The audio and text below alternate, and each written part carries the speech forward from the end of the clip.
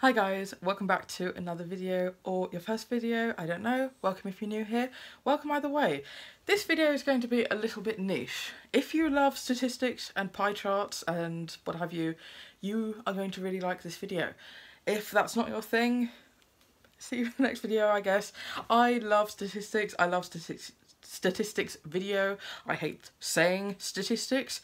I'm probably going to have to say that a lot more. And I had a lot of fun looking through the statistics of what I read this year and also comparing it to my previous years. I don't have, for all of these things I have been calculating, I don't have that data for every year. So I will go through, first of all, the data that I have just for 2021.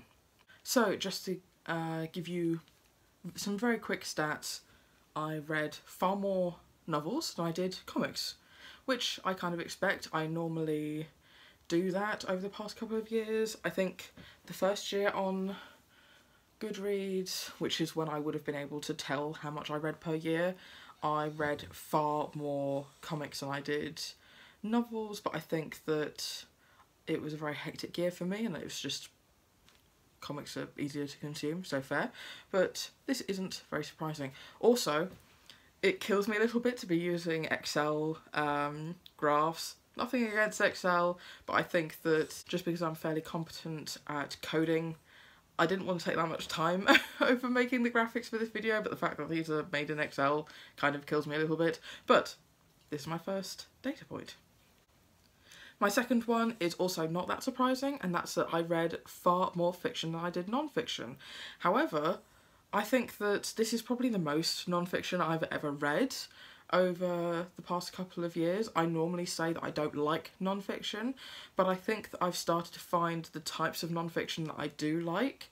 I think that memoirs by people who are going through issues in relation to some sort of minority, I think, and sort of memoirs that are trying to say something, I tend to really find fascinating compared to memoirs that are just like, here's facts about my life for those of you who are interested. And I also really like non-fiction that goes into the current climate crisis or the current plastic crisis or pollution crisis, that sort of thing. So I think that I will try to pick up a lot more of that type of non-fiction in the future. And this is my genre breakdown of everything that I read. If something I put in the wrong genre, oh well, oopsie, I did this quite late last night, so I don't know if I put everything in the wrong spot. Also, it's quite difficult to assign a book to just one genre. A lot of books do multiple things, so I tried my best, but sorry if these numbers don't match up with what I actually read. The most read genre I had was fantasy, which is normally what I say to people in terms of what I normally pick up and my favourite genre. However, I read a lot more contemporary books this year than I think I ever have before, so I thought that may have overtaken the fantasy, but it didn't. Also, again, pointing out that the non-fiction memoir sections of that graph are also a lot higher than I thought they would be, and they normally are in my general reading, so that was surprising to me. So for me, in my reading at the moment, I own far too many unread books on my shelves, and I made a goal during the year to really prioritise books that I already owned. And I was a bit worried that I hadn't done that, but when I calculated it, that is my highest percentage of what I read. I mostly read books that I already had on my shelves. The next two categories are very similar to each other, and that's books that I read that I didn't own but I then wanted to buy a copy because it was a favourite, or books that I read and I didn't really like and therefore I didn't want to buy a copy, so I didn't. And I am very happy with these statistics. I didn't split up the already owned category into books that I had on my shelf prior to 2021 or books that I acquired and then read in 2021. I just couldn't be bothered to go through every single one of my haul videos to sort that stuff out. However, I am very happy that that is the biggest bar. because even if it was mostly books I picked up in 2021, because of the fact that it means that I am reading the books that I'm acquiring and not just letting them sit on my shelf for years. I have got a new shelf on my Goodreads, which is books that have been on my shelf since before I got Goodreads, so I'm going to try and knock that shelf down to 0 by the end of the year, which should be doable, but I'm very happy with this breakdown of statistics. And with my star rating breakdown, I'm also really happy with how this looks. I read mostly 4 and 5 stars, and then less and less 3, 2 and 1 stars. I do think this may be quite skewed because of the amount of books that I DNF. So I have no problem with DNFing a book. If I'm not enjoying it and I know that it's not going to be a book for me, I don't tend to plough my way through it to finish it or force myself to finish it. Am I missing out on some books I could maybe end up loving? Maybe, but I have so many books I want to read and so many books I think I'm going to love that I do just DNF books really easily. So I think had I finished every single book I DNF'd this year, I think that the 1, 2 and 3 star categories would be a lot higher. So I'm very happy with how this looks, and I'm going to hopefully continue that trend into 2022. Also, how weird that it's 2022, that's scary. Now we're going on to, for me, the more interesting part, which is comparing my 4 years. So I've been reading for a lot longer than the past 4 years, but 2018 was the year that I downloaded Goodreads. I went through my entire shelf and I scanned every book that I owned, and I really sorted everything out on that platform. It is from that year that I have the most data. So here's a graph looking at both the number of books that I read, 2018, 2019, 2020 and 2021, and the number of pages I read. Both of these have gone down significantly over those number of years. I think that the first year on Goodreads was the highest, mainly because of how many comics I read that year. I read pretty much the same amount of books as in subsequent years, but a lot more comics, which upped the page count. But also, I think I was just reading a lot less in later years. I was picking up a lot shorter books. I mean, I tend to like short fiction. I tend to like novellas and books that sort of explore a concept and are done. Like, that's something I do enjoy. But maybe, I think subconsciously, some of the things I've been picking up have been more of a case of, I'm not going to reach my Goodreads goal, so I need to read a bunch of short things. So I'm trying this year to just pick up what I want to pick up and stuff the Goodreads goal. It's not happening, but we'll see how that goes. And you can see that with my average book length. I was surprised at how short it was actually last year.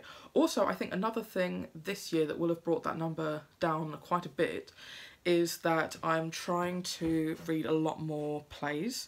I'm very involved with theatre. I read a lot of plays both with my drama group and outside of it to see if I read anything that I want to recommend to them to do, and because I no longer live near enough to actually get involved.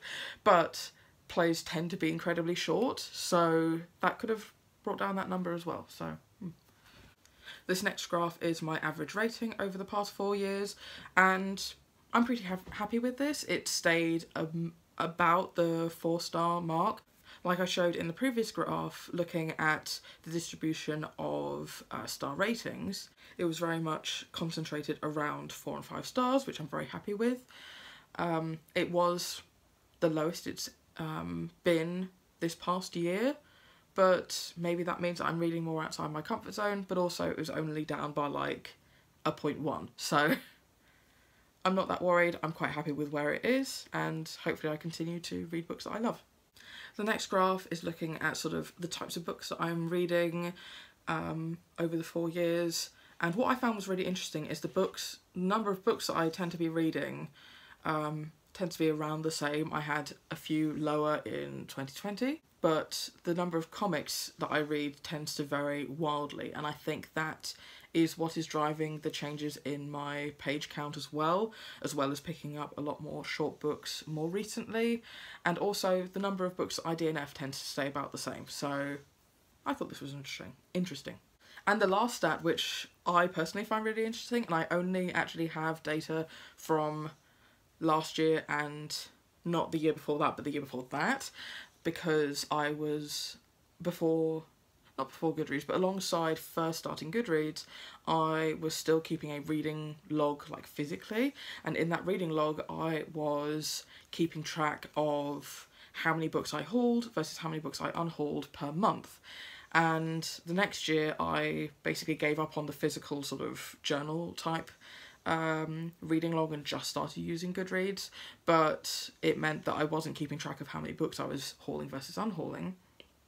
But because of making these videos every month, I could tell how much I bought versus unhauled over the year. So the first year that I have this data for, I bought pretty much twice as many books as I got rid of, which I wasn't too happy with. I really wanted to equal out those two numbers because of the fact that I really don't want to just keep on exponentially expanding my shelves. I have empty shelves which have like beads and wires on them because my jewellery making has gotten out of hand. But like, it's not often that I have empty shelf space, and I want to keep it that way. I want to be able to not have to stuff books in every corner of my house. I want to be able to look at all the books I haven't read, all of my favourites, all of my favourite comics, all of the comics I want to read, all of the plays. I want them all to be separate, and I don't want to be holding on to books that I didn't like. So with this year, I had no idea how the stat was going to turn out. I wasn't keeping track of it throughout the year, but it was practically identical. I think that there was like a number off with these two stats, and I think it's so good that it really matched up the number of books I hauled and the number of books I got rid of. I was a little worried at the start of last year just because I went crazy on Facebook Marketplace once I found out that was a thing, and I bought a whole lot of comics. Excuse my dog, he's getting comfortable. You know, why bother make your bed when you have a dog? I know. So yeah, I bought like 90 comics off this person on Facebook, and I thought, oh, there's no way that I'll be able to sort of match that in the books that I unhaul, but I did pretty well, and I'm really, really happy with that. So there you have it. These are all the stats from the past 4 years that I have been tracking statistics about my reading. I will definitely be continuing this sort of style of video at the end of every year, so if you like these videos, please do give it a thumbs up. Please answer any of the sort of stats that I've talked about in the comments down below. I love statistics and I love hearing about them, and I will see you in my next video. Bye.